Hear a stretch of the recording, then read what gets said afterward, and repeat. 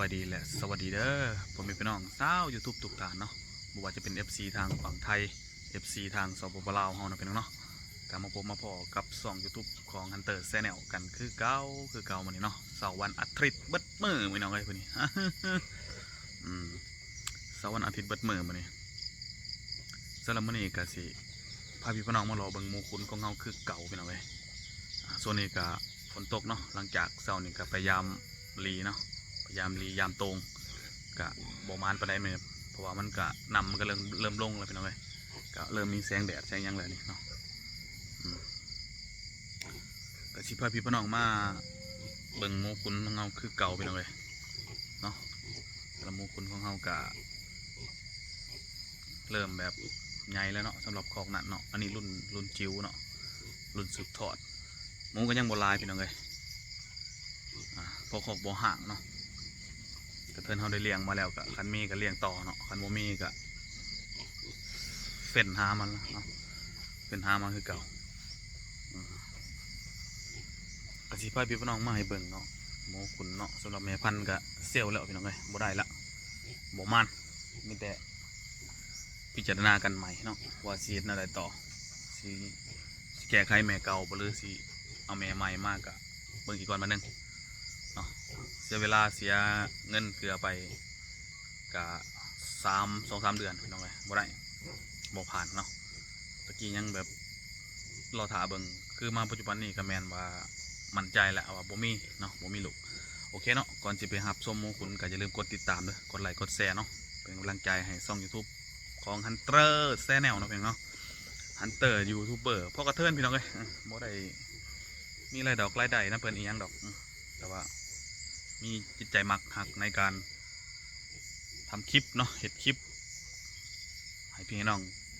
เบิ่งกันเป็นเอิ้นอีหยังในยามว่างๆพี่น้องเลยเบิ่งกันเบิ่ง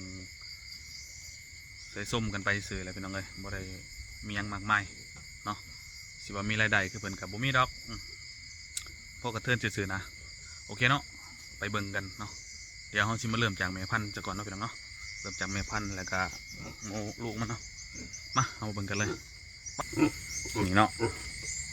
โบมานพี่น้องเลยตัวนี้มัน3 เดือนแล้วเนาะท้องก็มีอยู่ได้หักโบมานดอกปกติคัน3 เดือนถ้าว่าเป็นโมทิมานเนาะมันก็จะมีท้องใหญ่แล้วก็ลูกเต็งแหละอันนี้ท้องนิดหน่อยเนาะบ่มีอ่ะเนาะเบิ่งก็คือมันขึ้นนี่ได้แต่ว่าสมอยอยู่จับหลังจับยามก็พอเห็นตีงปานใดเนาะท้องก็มีนมก็มีได้มันหลอกเนาะมันหลอกบ่มีอันนี้เกลือห้ำเนาะห้ำมาเบิ่งลูกมันบัดนี้ตัวนี้มันลูก3 เดือนปลายเลยพี่น้องเลย3 เดือนปลายแล้วเนี่ยเนาะถือใหญ่เติบเลยอาหารเบิดตัวละ8 สอบเนาะ7 สอบเบิดอีกอยู่ในเฮือนมันเบิดตัวละ8 สอบเนาะนอนเนาะถือว่าใหญ่เติบแล้วเนาะใส่ในรับ90 บวกแล้วเนาะ7 ตัวนี่เป็นลูกของแม่นั่นแหละพี่น้องเลยเลี้ยงจนลูกมันใหญ่แล้วท้องมันยังบ่ใหญ่เนาะพี่น้องเบิ่งแบบขาวๆเนาะตอนนี้ก็ยังเป็นช่วงที่เฝ้าระวังเนาะเนี่ยพะเยาปกติดีเนาะสำหรับคอกเขาเพราะว่ามันก็เป็นคอกน้อยเนาะมันบ่แออัด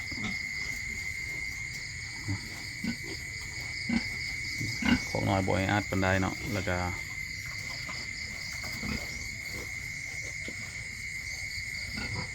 เนาะอยู่นี่มันมีแต่ตัวแม่ไม่แต่เพิกเนาะตัวแม่มี2 ตัวเดี๋ยวหันก็มีแต่ตัวเทิกเบิดเนาะเทิกหาเนาะได้ลูกบัวลายก็ว่าสั้นเพราะว่าเขาได้ซักยากระตุ้นเอาเนาะกระมิดก็ขึ้นว่าสิบ่ได้พอโตพอแหละมันบกขึ้นพี่น้องเลยแม่พันธุ์มันบกขึ้นเพศบ่ฮู้มันเป็นอย่างเนาะมันก็สิมีความผิดปกติทางร่างกายของมันอะไรเนาะมันจังบกขึ้นเพศให้เนาะน้องหัวสั้นอยู่เนาะนี่ก็ คุณเนาะคุณมานี่ได้อยู่3 เดือนกับ2 อาทิตย์เนาะพี่น้องเนาะสำหรับของนี้เนาะโอเคเนาะสำหรับของนี้ก็สิประมาณนี้พี่น้องเลยเนาะก็สิคัดเลือกไว้เนาะบ่ตัวหนึ่งกับตัวหนึ่งเนาะ2 แม่นี่สิเอาเป็นแม่พันธุ์แม่นั่นเนาะแล้วก็แม่นี่ตัวนี้ลังมันจะคงๆหน่อยเนาะตัวนั้นก็สิลังซื้ออยู่เนาะลังซื้อกว่าตัวนี้เนาะโอเคเนาะสำหรับหมูคุณของนี่ก็สิประมาณนี้พี่น้องเลย3 เดือนปลายแล้วใกล้แล้วเนาะยังซื้อเอาหัวอาหารมาอยู่เนาะสุดหนึ่งโอเคเอาไปเบิ่งรุ่นน้อยกันบัด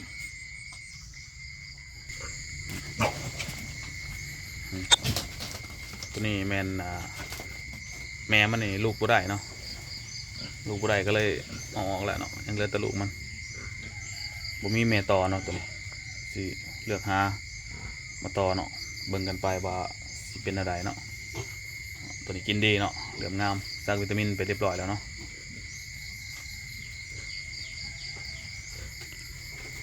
นี่ถือว่างามเลยพี่น้องเนาะกระตัวน้อยตัวใหญ่ปกติแดง2ดำหาเนาะสายพันธุ์นิโกแดง3พี่น้องเลยแดง3ดำหา8 โตอยู่นี่8 ตัวหน่อยเนาะตัวนั้นมันใหญ่ก็สิเต็มคอคือเก่าแล้ว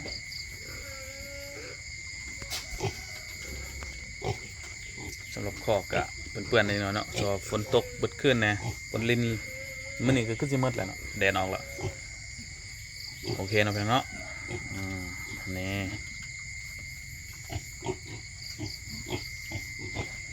สำหรับกล้องนี้มันการผสมเป็นผสมเทียมเนาะผสมยำมะเศร้ากับยำมะแรงเนาะเพราะว่ายำมะเศร้านี่ไปเอาหลอดหนึ่งเนาะอยู่น้ำปอกขาลีดน้ำเสือนะยำมะเศร้าเป็นลีดหมูแดงเนาะยำมะแรงลีดหมูดำออกมาบาทนี่ที่จริงแม่นี่ได้ลูก12เลยเป็นยังไงตุยไป4เนาะมองใส่เห็นมันยังออกมาคือว่าแห้งๆไปแห้งๆมาแล้วประตุยเนาะโอ้ยเป็นตัวเสียดายเนาะถ้าเป็นลูก12นี่ก็น่าจะเต็มกอกเนาะสำหรับกอกน้อยเนาะแต่ว่าคลองนั้นก็มีแต่7 โตเนาะคลองนี้มัน12ตุยไปเนาะกระยามันเนาะโอเคให้พี่น้องเบิ่งอีกบันหนึ่งเนาะนี่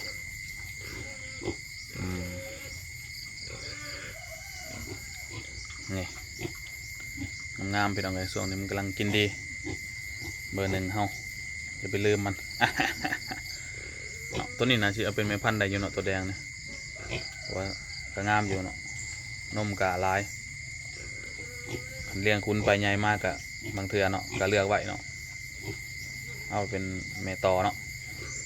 เพราะว่ามันบ่มีอันนี้คอกแม่เนี่ยมันออกแล้วเนาะเบิดละยังเหลือแต่ลูกเนาะลูกดำกับแดงเนาะเดี๋ยวเราสิพาไปเบิ่งคอกหนึ่งเนาะคอกหนึ่งอยู่ห้องมี3 คอกเนาะ3 คอกน้อยๆเอาเปาะแปะเนาะบ่ได้ติดต่อยาว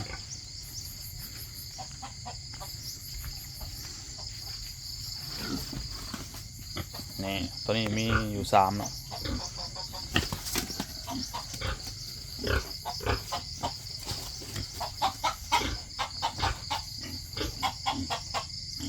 3 ตัวเนาะข้อก็เพื่อนๆเนาะบอลนี่กับโมมี่มาใส่อยู่นี่โอ้ย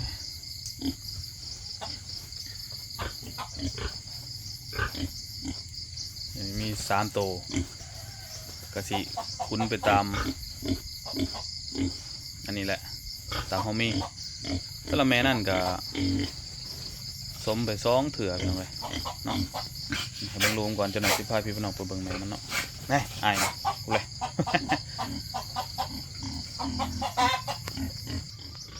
คลองนี่ก็ได้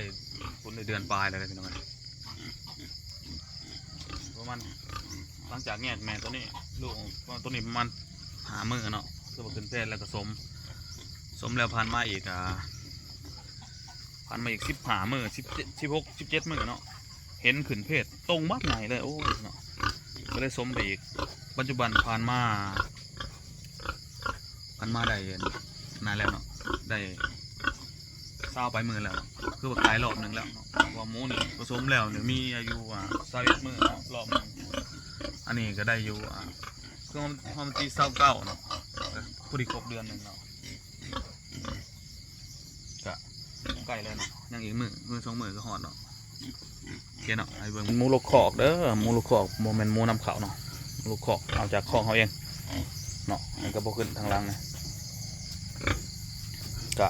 การมันก็นอนดีอยู่เนาะสังเกตขันหมูอยู่ลูกมันสินอนเลยพี่น้องเด้อ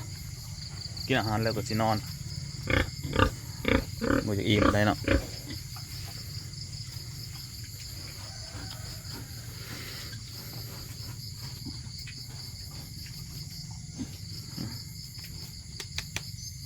หมูมีเนาะคือว่าธรรมดาเพื่ออาหารแหละเนาะกะท้องกะกลมๆอยู่เนาะ1 เดือนนี่มันต้องทันเห็นท้องเขาเดือนที่2ที่3ไปหมดแหละเดือนที่2ต่อเดือนที่3มันจะมีท้องเนาะ3 เดือนคือท้องใหญ่เนาะอีก3 อาทิตย์กับ3 มื้อก็คือรอฐานนมลงแล้วก็เฝ้าระวังเลยเนาะเกี่ยมเลยเนาะโอเคเนาะมาวันนี้ก็สิประมาณนี้เนาะสำหรับเช้ามื้อวันอาทิตย์ที่ให้พี่น้องเบิ่งหมูขุนเฮากะเบัดเท่านี้เนาะพอหอกบ่ห่างพี่น้องเอ้ย2-3 ตัวเลี้ยงกับพ่อกระเทินเนาะเนื่องจากว่างบประมาณหรือว่าทุนในการเลี้ยงมันก็บ่หลายเอาก็เลยเอาซ้ำเฮามีเนาะโอเคเนาะอย่าลืมกดติดตามกดไลค์กดแชร์เนาะเป็นกำลังใจให้แน่เนาะพี่น้องเนาะคนเลี้ยงหมูพอกหน่อยสิประมาณนี้เนาะสำหรับคอกนี่ก็เห็ดด่วนเนาะช่วงนั้นมีหมูหลายหมูมันเรือคอกเนาะเห็ดนี่3 มื้อเนาะไข่แตกออกมาเดียวแล้วเห็ดแล้วหมูบ่ได้หลายบาทนี่โอ้ยเนาะโอเคเนาะอย่าลืมกดติดตามกดไลค์กดแชร์เนาะเป็นกำลังใจให้แน่เนาะพี่น้องเนาะเอาสำหรับคลิปนี้ก็ขออวยพรให้ทุกคนเนาะที่เข้ามาเบิ่งคลิปเนาะจงมีสุขภาพเข้มแข็งเนาะปฏิบัติหน้าที่เรื่องงานของพวกทานให้มีประสิทธิภาพเนาะเพื่อเป็นต้นทุนในการดำรงชีวิตเนาะพี่น้องเนาะคลิปหน้าพอกันใหม่สบายดี